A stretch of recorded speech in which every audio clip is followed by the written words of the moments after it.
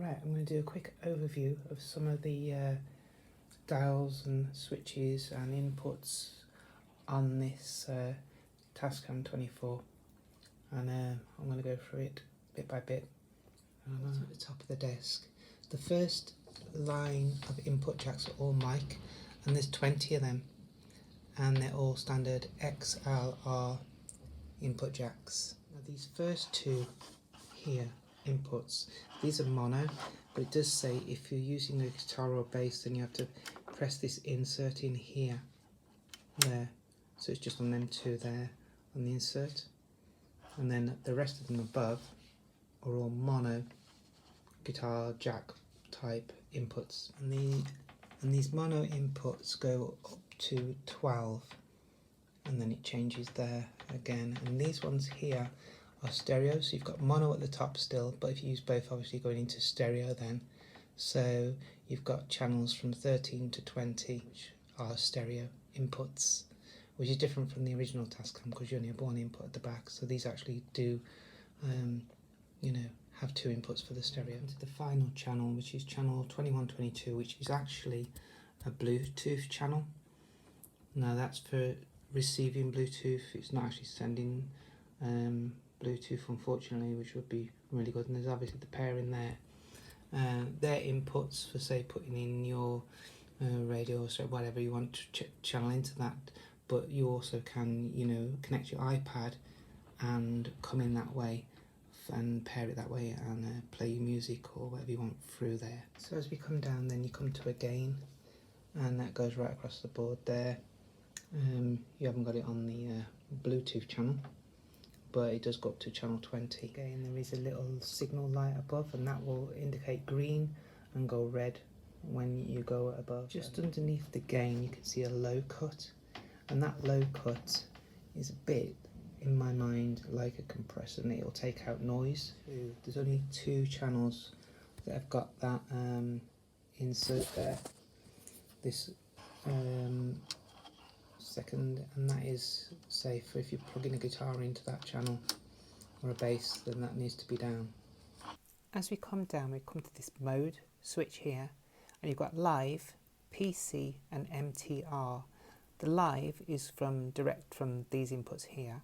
The PC is if you've input a USB, so you're connecting your computer or whatever and using the feed from that. And the MTR is if you're going to use from the SD card and take the information from there, the music from there, whatever you're using. I mean, personally, I'll probably just keep it on the live. I can't see me using much more than that for myself, but that's what that's for. And the mode switch runs right along, and it is also comes into the this one here for the Bluetooth. That's how it actually got that option on too, because with the Bluetooth it hasn't got all the same options as the other channels. Next down we come to compression, which, you know, I obviously haven't tried, but I'm hoping it's going to be really useful, because the compression, you know, it takes away noise and background noise and disturbance off the pedals and things like that. So and with the other one, it was, you know, with the Tascam DP24, it just wasn't that usable at all. So I'm hoping that's going to make a big difference to my sound. And that runs up to channel 12, which are the mono channels, but that doesn't continue then into the stereo channels or the Bluetooth channel. Now beneath the compression we come to an graphic equalizer. Now I used to use the graphic a lot on the DP24, but obviously you've got to assign each channel. It's not more complicated, where this is directly in line with whichever channel you're using. So you've got the compression there, and you've got the gain there for each one, and then you come down to this graphic equalizer. So that's going to be far easier and far better to use than the other one.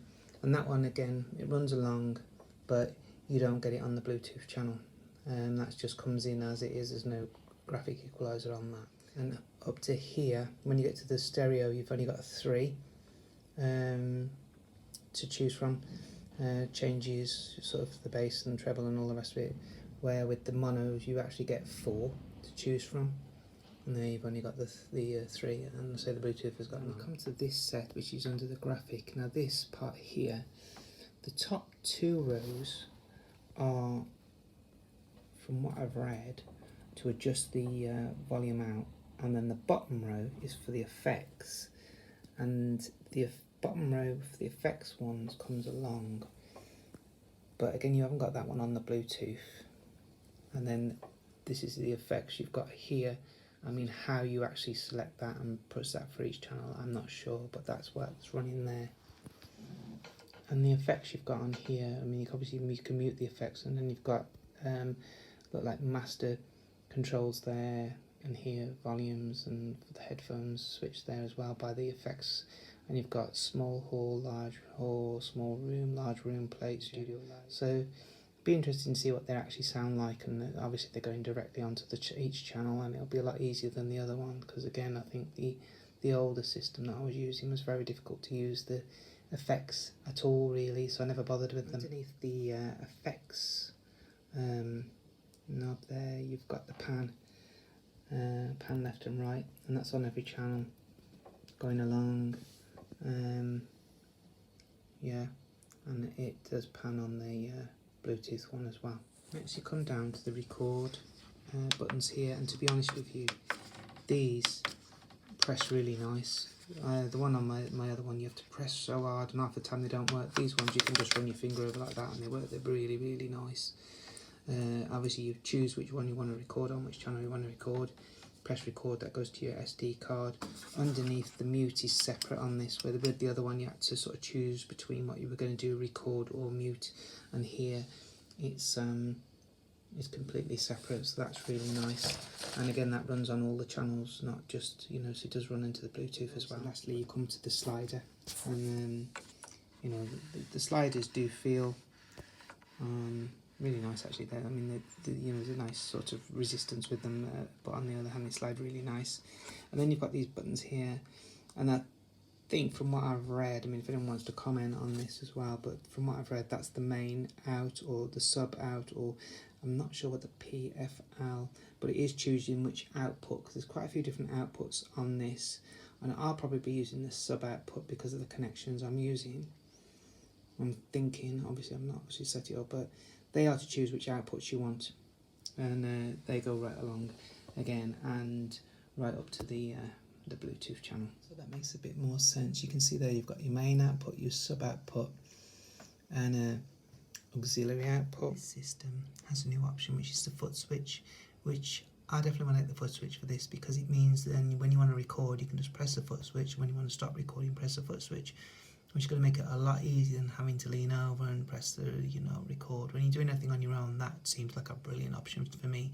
And I've thought many a times I just wish the old system had it, and this one's got it. So that seems really good. You've got the SD card, just lifts up there, and it is actually the same size SD card as the DP24, and you've got a separate graphic equalizer there as well. So again, that should really help with the quality of the sound. Right, and then we come to the menu, and you've got a jog wheel, you've got the record and the stop, and the fast forward or rewind.